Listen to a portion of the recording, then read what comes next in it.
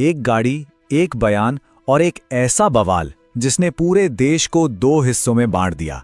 सड़क पर दौड़ती एक एसयूवी देखते ही देखते बदमाशी और रॉब का सिंबल कैसे बन गई, आज हम इसी वायरल कहानी की एक एक परत को खोलकर देखेंगे। तो सीधा सवाल यही है, क्या थार चलाने वाले वाकई अपराधी होते हैं? ये सवाल जितना सुनने में आसान लगता है उतना है नहीं। चलिए इस पूरी उलझन को सुलझाने की कोशिश करते हैं। देखिए, इस पूरी कहानी की जड़ में है एक बयान, एक ऐसा बयान जिसकी किसी को उम्मीद नहीं थी। नवंबर 2023 में हरियाणा पुलिस के एक बहुत बड़े अधिकारी डीजीपी ओपी सिंह ने एक ऐसी बात कह दी जिसने पूरे देश में जैसे आग ही लगा दी। तो चलिए सबसे पहले इसी बयान को समझते हैं। आखिर ऐसा क्या कह दिया गया था कि इतना बड़ा बवंडर खड़ा हो गया? बात है गुरुग्राम की एक प्रेस कॉन्फ्रेंस की।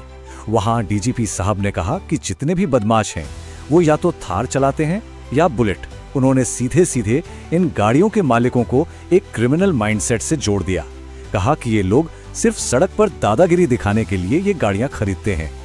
और बस ये बयान आया और इंटरनेट पर मानो जंग छिड़ गई। दो खेमे बन गए। एक तरफ वो लोग थे जो कह रहे थे देखा हम तो पहले से ही जानते थे, और दूसरी तरफ थे थार के मालिक जो कह रहे थे कि हमने लाखों रुपए खर्च किए हैं और हमें अपराधी कहा जा रहा है। बात इतनी बढ़ गई कि एक मालिक ने तो माफी की मांग करते हुए कानूनी नोटिस तक भेज दी। लेकिन एक मिनट, डीजीपी साहब का ये बयान अचानक हवा में तो नहीं आया होगा, है ना? इसके पीछे एक वजह थी, एक सोच जो पहले से ही समाज में पनप रही थी। चलिए देखते हैं वो कौन सी घटनाएं थीं जिन्होंने इस सोच को और पक्का किया। ये वो घटना है जिसका जिक्र खुद डीजीपी ने अपने बयान में किया था। फरीदाबाद, सितंबर 2023, देर रात का वक्त था।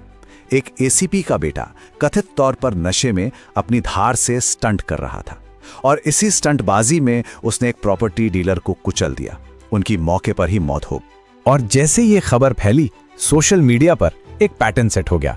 सवाल पूछा गया, गाड़ी कौन सी थी? जवाब आया थार। तो नतीजा क्या निकला? किलर। थार वाले तो कातिल होते हैं। और ये अकेला मामला नहीं था।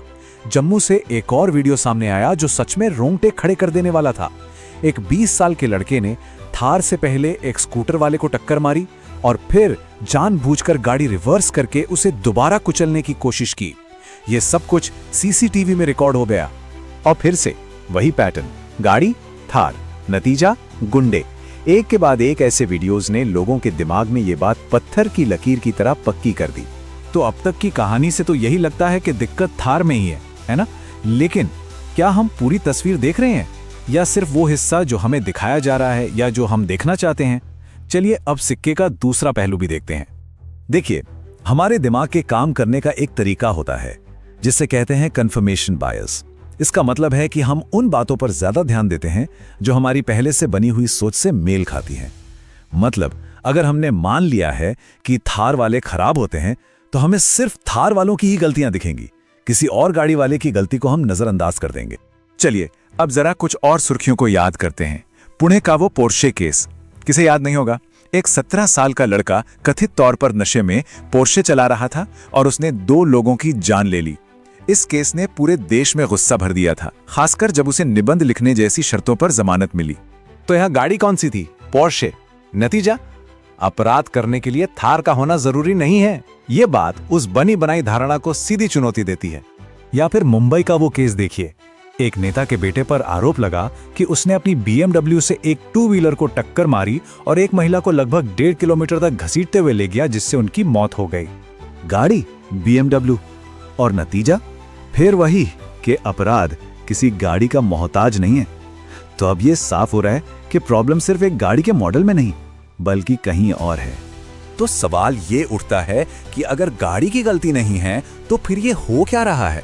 क्यों एक सीधा साधा इंसान भी पावरफुल गाड़ी की स्टीयरिंग के पीछे बैठते ही बदल जाता है? अब हम इसके पीछे की साइकोलॉजी को समझेंगे।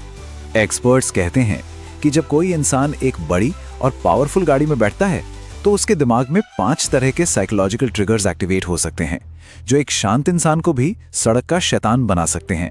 पहला है थ्रोन इफेक्ट, यानी सिंहासन वाला असर। सोचिए, आप एक ऊंची गाड़ी में बैठे हैं, सड़क पर बाकी सब आपसे नीचे दिख रहे हैं। ये अवचेतन मन में एक सुपीरियरिटी की फीलिंग देता है। ऐसा लगता है कि आप राजा हैं और बाकी सब प्रजा। दूसरा है एस्केप पॉसिबिलिटी इफेक्ट। इसका सीधा सा मतलब है बचकर निकलने का भरोसा। जब ड्राइवर को पता होता है कि उसकी गाड़ी कहीं से भी निकल सकती है, डिवाइडर फांद सकती है, तो उसके मन में नियम तोड़ने का डर कम हो जाता है। दिमाग में आता है कि अरे कुछ हुआ भी तो मैं तो निकल जाऊंगा। फिर आता है आयरन मैन इफेक्ट। जैसे आयरन मैन अपने सूट में सेफ फील करता है, वैसे ही बड़ी गाड़ी का ड्राइवर सोचता है कि मैं तो लोहे के कवच में हूं, मेरा क्या बिगड़ेगा। ये अजेय होने का एहसास उसे दूसरों के प्रति लापरवाह और आक्रामक बना देता है। चौथा है raw power feedback effect. Engine की वो गड़गड़ाहट, वो वाइब्रेशन, ये सब मिलकर दिमाग को एक डोमिनेंस या दबदबे का सिग्नल भेजते हैं। ड्राइवर को सड़क पर एक शिकारी जैसा महसूस होने लगता है। और पांचवा, ये बहुत दिलचस्प है, एफर्टलेस इन्वेस्टमेंट इफेक्ट। मतलब जब कोई चीज मेहनत की कमाई से नहीं बल्कि आसानी से मिले पैसे से आती है तो अक्सर इंसान उसकी कद्र नहीं करता। उसके लिए वो गाड़ी एक कीमती चीज नहीं बल्कि एक खिलौना बन जाती है। तो हमने आरोप भी देख लिए, सबूत भी देख लिए और इसके पीछे की साइकोलॉजी भी समझ ली। तो अब सवाल यह है कि असली विलेन कौन है, गाड़ी या उसे चलाने वाला? देखिए, बात बहुत सीधी है।